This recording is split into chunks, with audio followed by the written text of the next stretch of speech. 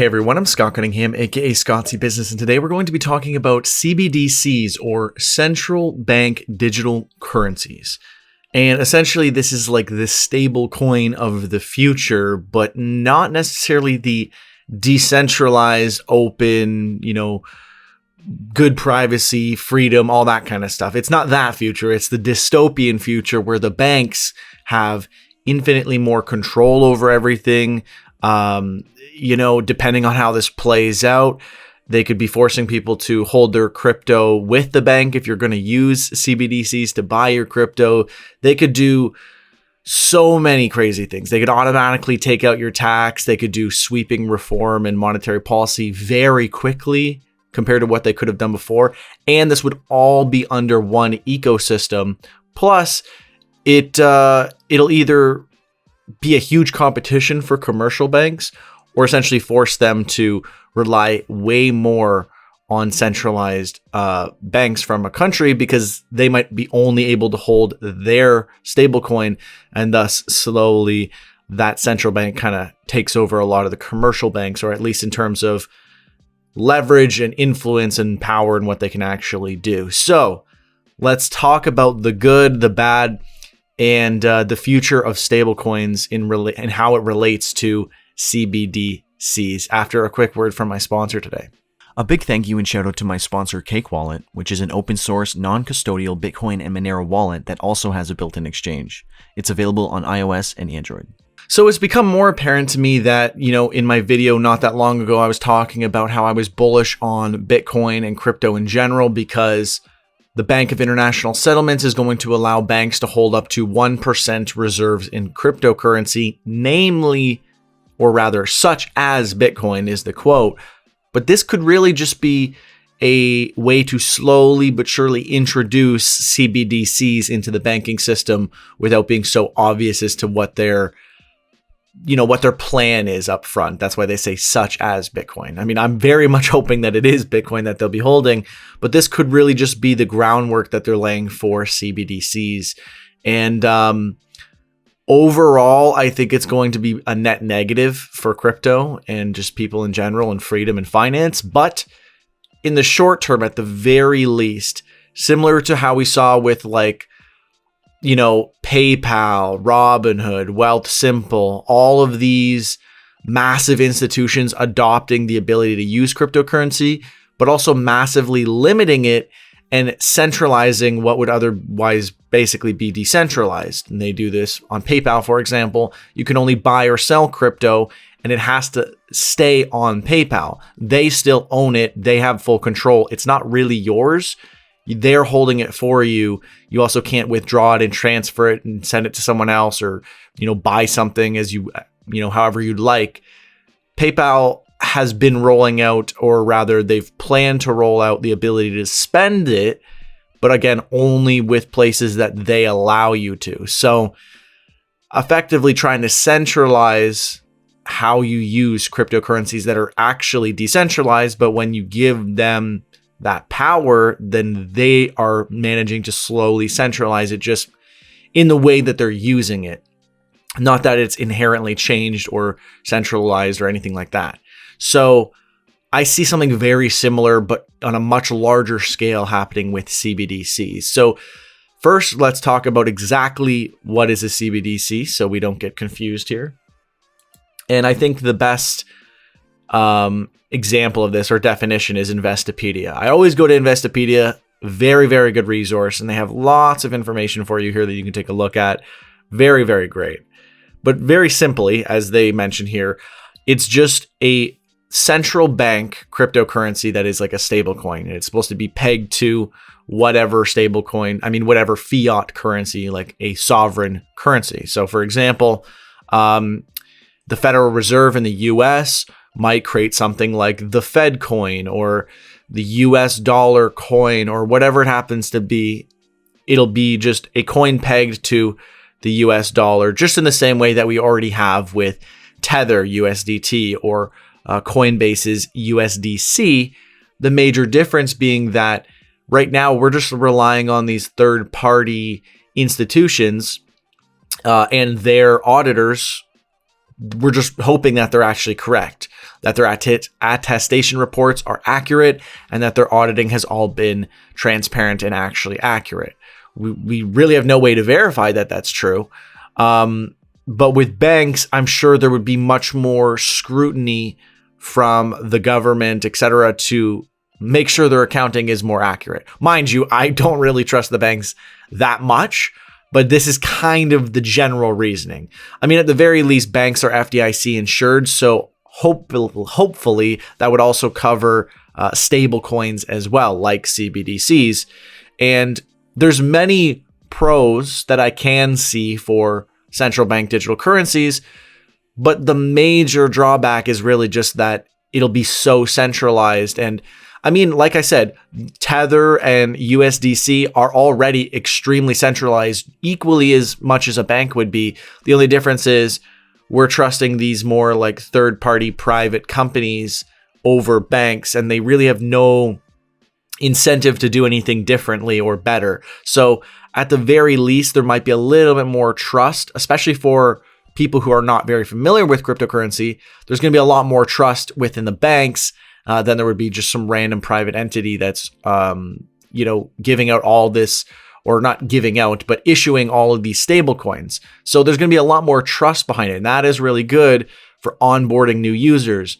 And like I said, way back in the day when PayPal started doing this, this is great to get people started, but it is a terrible practice within the crypto space. And this is not where we want things to go in the long run.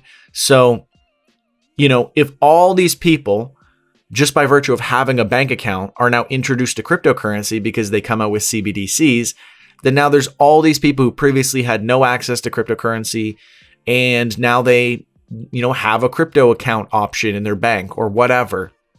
This is going to make it extremely more liquid and hopefully, bring tons and tons of new people to the space, way more volume, all this great stuff.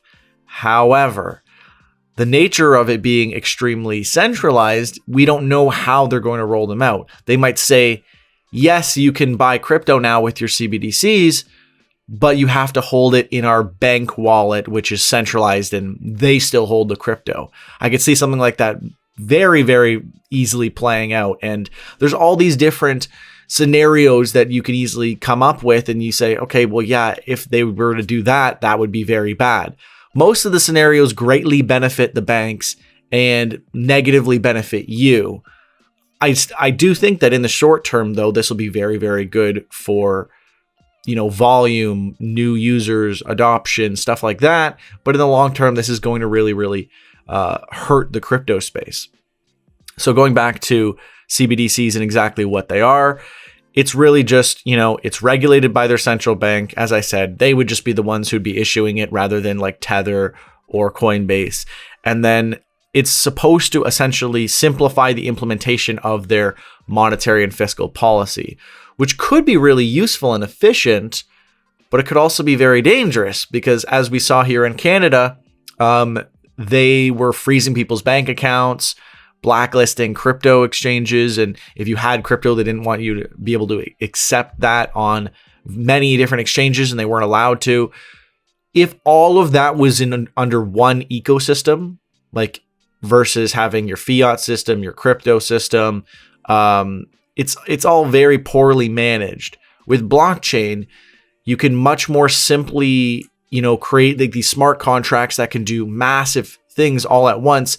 And it's just much more easier and efficient using blockchain technology for this type of accounting than it is using what we have currently. And we've seen that it is very fragile. When our telecoms went out, or rather Rogers' server did, half of the country's telecoms were out. This greatly affected banks and the Interac system. But blockchain was unaffected. So again, you see a lot more stability and, I guess, robustness with blockchain versus traditional systems are much more centralized, and then you end up relying on servers that are just in Canada versus blockchain, which is worldwide. So there's a lot of different aspects to how this actually plays out. And I mean, as they note here, of course, it will not be anonymous. More than likely, I would say CBDCs being an easier way for them to tax people. Like, they just look at all of your blockchain activity. draw up your tax report based on that, and then it just comes out of your account automatically because they just control everything, and it's very easy for them to do that. I could see a lot more sketchy stuff like that happening that most people, I would assume, are not as excited about seeing, but such is the future of crypto and stablecoins. It's not surprising that countries want to launch their own to improve their ability to control their country's financial systems, right? So there's many countries that are implementing this, already have launched crypto CBDCs, or they've already started research, etc. So a couple examples: the Bahamas 2 years ago did the sand dollar. You've got Nigeria, they did the e-Naira. You got several Eastern Caribbean countries all listed here. And what was the one they did? Oh yeah, Dcash. You know, there's all these different ones. Sweden's got e-Krona in the works for their pilot project. China has the digital yen, or yuan, sorry. You know, all these projects in the works, right? And I've linked all these articles you can go and check out. This one is the most interesting though, because this is the global tracker of currently 112 countries that they're tracking. Whether they've launched a cryptocurrency, they're in their pilot phase, they're developing a cryptocurrency, they're currently researching, or ones that have canceled or been inactive over, you know, they've been doing this for a while and they stopped.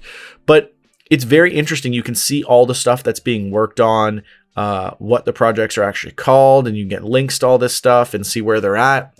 Very, very insightful. And you can sort of see where certain places are more developed, or they've got their crypto already rolled out. Like Canada here is in development.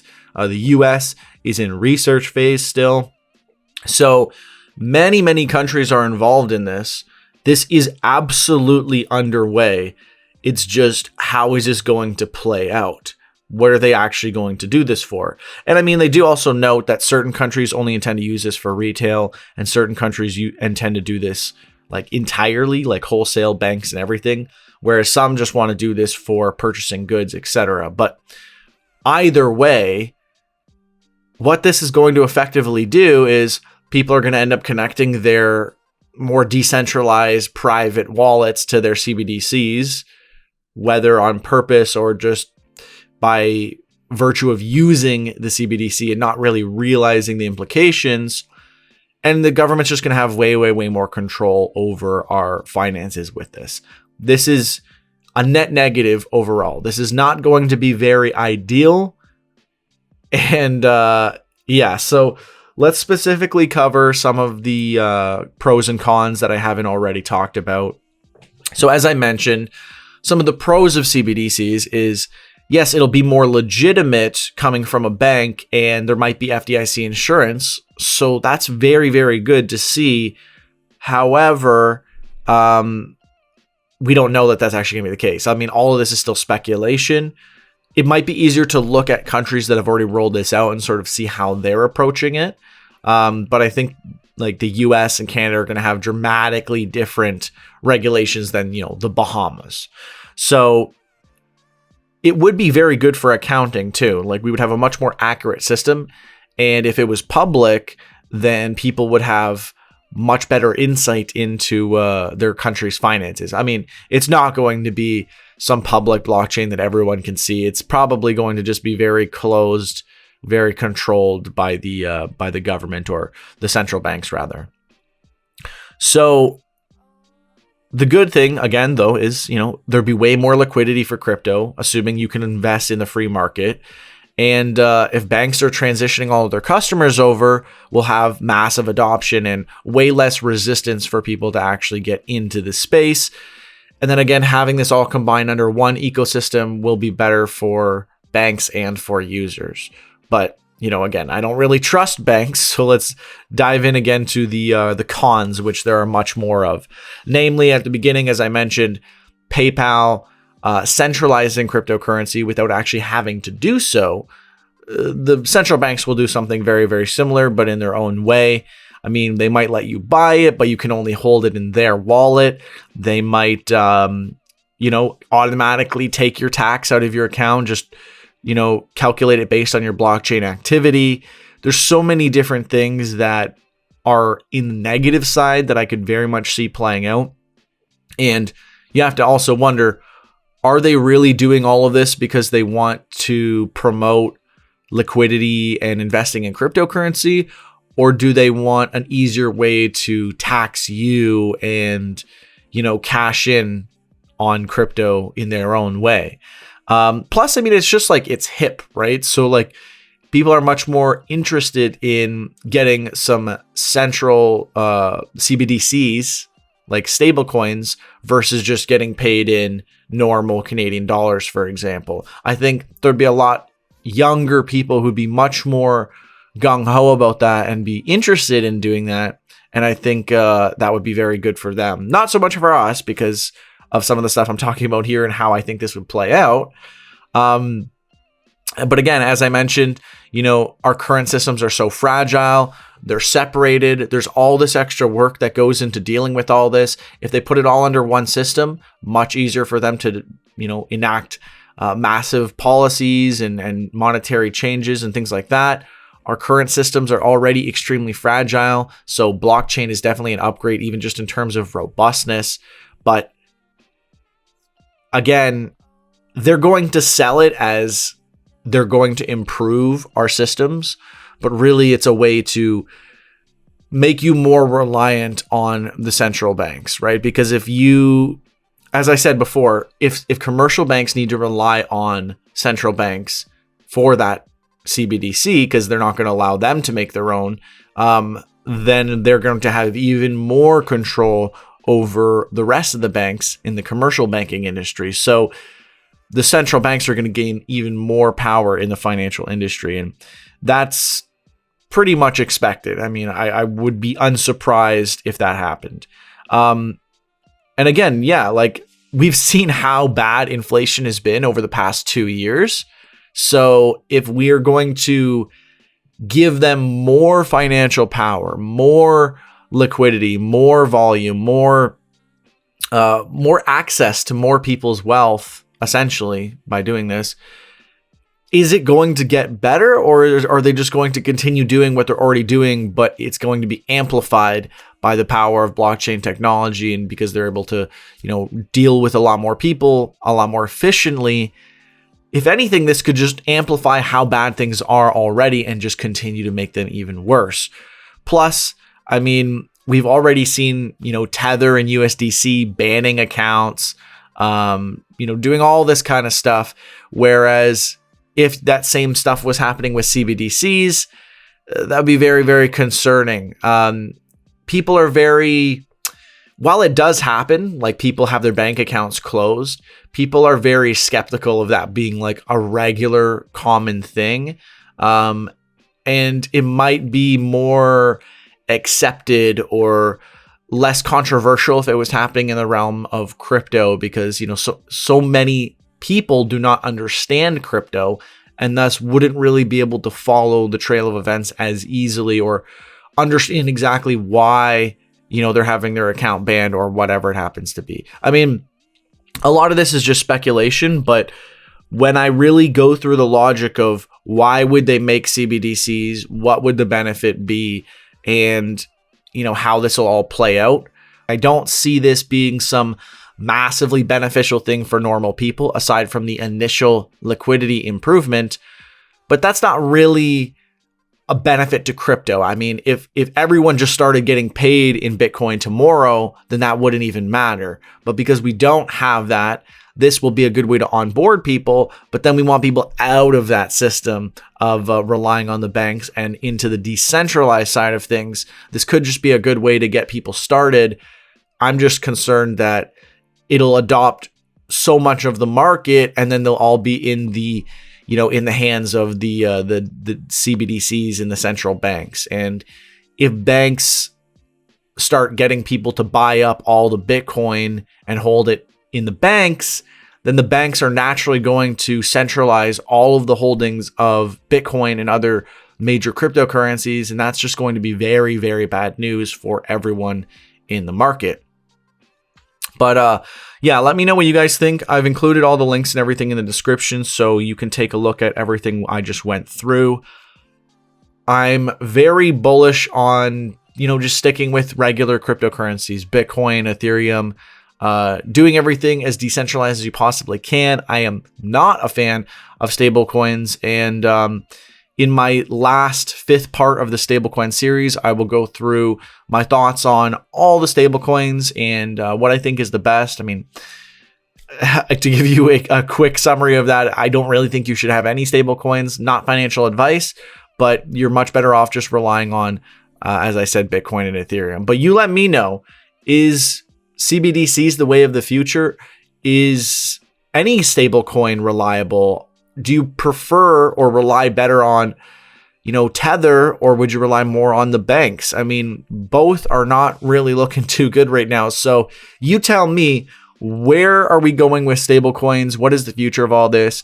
Are CBDCs here to stay? Are they going to be adopted? Is it going to be good? Is it going to be bad? Let me know all that good stuff in the comments below. And thank you so much for watching to the very end. You can comment #1ham to let me know that you watched to the very end. I'm Scott Cunningham, aka Scottsy Business, signing off. Cheers.